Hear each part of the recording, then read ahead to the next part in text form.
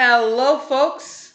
It's me again, Amanda Enderman, your trusty tour guide in the wonders of the wonderful city, also known as Rio de Janeiro. It's time to talk about the very first Brazilian constitution ever. If you have watched legislative assemblies nowadays in your parliament or your House of Representatives or whatever you call it, whoever makes the laws in your country, and you think that they get very heated, the discussions are very passionate and heated, you're like, oh, you ain't seen nothing until you have looked at the legislative assembly that was responsible for the very first constitution in Brazil. There were even physical aggressions. But before I jump right into the theme of the video, I have to remind you that I'm currently offering walking tours through the city of Rio in certain places, and they are all described and written on my website, which the link will be in the description box below as well as in the first fixed comment. So all you have to do is click there, contact me via WhatsApp, make your reservations, and let's get to know the wonderful city in person, folks. With me, of course, your trusty tour guide. Now, without further ado, let's hop on to the theme of the video. Starting by presenting you the actual headquarters of the Constitutional Assembly. An assembly with the sole purpose of making the first constitution. Probably at the same place where I have already showed you in past videos that nowadays is the Legislative Assembly of the state of Rio. And this here was the inside of it. It's like we're having a sneak peek of the assembly. It was opened by order of Emperor Dom Pedro I in June 3rd, 1822, and there were two parties in the assembly. One of them was the Brazilian party, which was more numerous, and they defended a constitutional monarchy which would limit the power of the emperor and of the Portuguese who were here in Brazil. And speaking of the Portuguese, there was, yes, a Portuguese party on the other side which defended a reunification between Brazil and Portugal, especially since at this time Dom João VI, who was in Portugal, had already restored the absolute monarchy over there. What was with the Portuguese party? What were they thinking? And other than that, the representatives which were at the assembly were completely inexperienced in legislative manners, except for the ones who had taken part in the courts in Portugal. There was even discussion about whether the emperor would be allowed to wear the crown on his head during the assemblies or not, and it was voted that he could not. Other than that, just to add insult to injury, why not? Dom Pedro declared that he swore by his sword, he was very dramatic, to defend the nation, the motherland, and the constitution if the constitution was worthy of Brazil and of him. Amidst all of the bickering, there was the beating up of a journalist called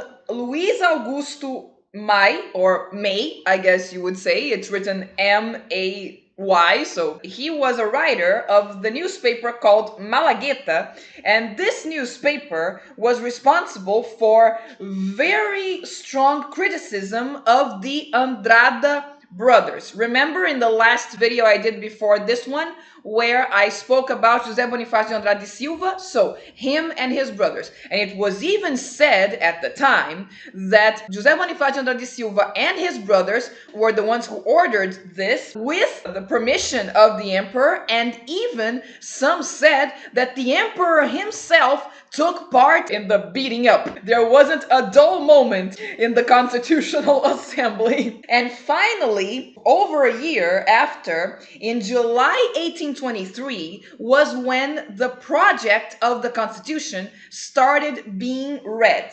And this project had the full intention of limiting the power of the Portuguese because one of the rules was that no foreigner would be eligible for any representative position in Brazil. And also, the emperor was forbidden to govern in any other country other than Brazil. And the reason for this was to avoid that the United Kingdom of Portugal and Brazil and Portuguese possessions would be restored. And also, one of the things that are most controversial was that voting was restricted to a very small percentage of the population, because in order to be able to vote, you had to have an income which was the equivalent of 150 bags of cassava flour. And in fact,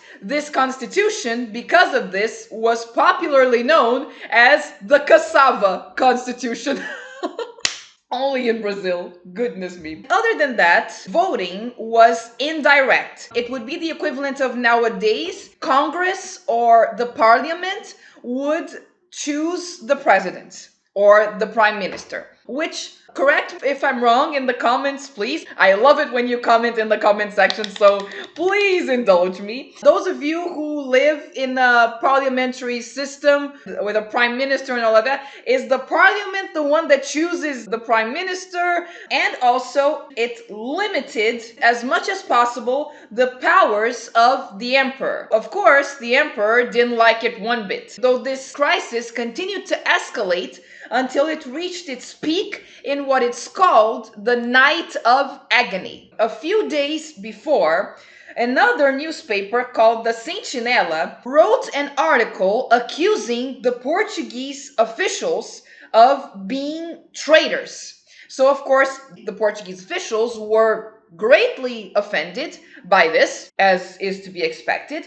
And on the night of November 5th, 1823, they were misinformed as to who had actually written the article, and a lowly pharmacist minding his own business in the drugstore that he worked was the one who was literally beat up with canes. So another beating up. I told you, didn't I?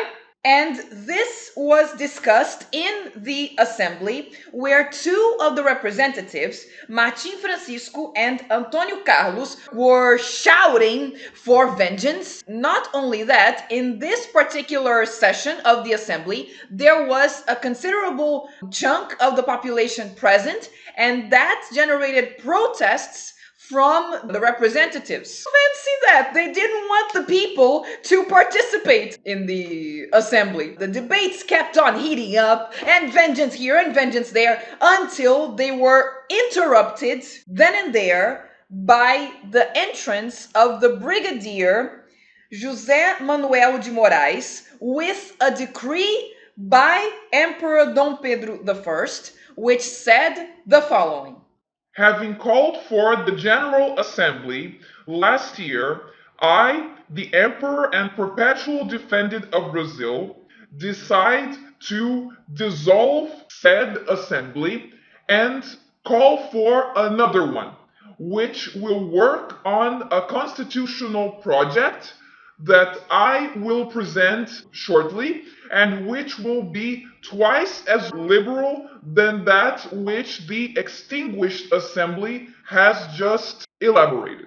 It's like a classroom full of teenagers, and for some reason, the teacher decides to let the teenagers run the classroom and steps out. And then, when the teacher comes back, he finds them making a mess of things, throwing things at each other and hitting each other and stuff. And then he just goes, "Enough! I'm gonna run things from now on." Then, Dom Pedro I presented a new constitution, basically of his making. What he did was to nominate a state council composed by 10 members of his choosing, with the task of making a new constitution. And this constitution was presented to the population in a solemn ceremony in the São João Theater, which I mentioned before in the video Enlightening in Rio, which I will also leave the cards for you up here in case you want to see. This second constitution of 1824, which, by the way, was presented in March 25th, 1824, had the following characteristics. It established a hereditary, constitutional, and representative monarchy, and it said that everyone which was born in Brazil, even if they were the children of slaves or if they were freed slaves, would be citizens of Brazil, and also the foreigners who had been born in Portugal or other Portuguese possessions who happened to be living in Brazil when the independence was declared and who had adhered to the independence of Brazil would also be citizens of Brazil from this point forward. Makes sense because there's no point in someone being a citizen of a newly independent nation if that person is against this newly independent nation being independent. Elections kept on being indirect, and you could only vote if you had a certain income, though it doesn't specify what income was that you were supposed to have. Also, the most remarkable characteristic of this constitution was that there would be a fourth power besides the executive, the legislative, and the judiciary branches, which would be called the moderating branch, occupied exclusively by the emperor, and basically it would govern the other three powers. So he had the power to nominate state governors. Fun fact, during the time of the empire, the states of Brazil were referred to as provinces. They only became states after the proclamation of the republic. But stay tuned, I will get to that, of course, in the future. And he would also nominate the authorities of the church as well as the members of the Senate, and he could nominate or suspend the magistrates, that is, the members of the judiciary branch, as well as he could approve or disapprove the decisions of the General Assembly, as well as he could call for or dissolve the House of Representatives. Almost an absolute monarchy again. So you can imagine that this made the emperor's popularity decrease terribly. And of course, this wasn't the only thing that made his popularity decrease. In fact, it can be said that several successive things were responsible for the even bigger decrease in his popularity. But this is a subject for future videos. This is it for the video talking about the first Brazilian constitution. So if you liked the content, be sure to like the video, subscribe to the channel, and most importantly, share this video with as many people as you possibly can so that each time more people may know about the wonders of the wonderful city. And as usual in this channel, I'll see you in the next video. Bye!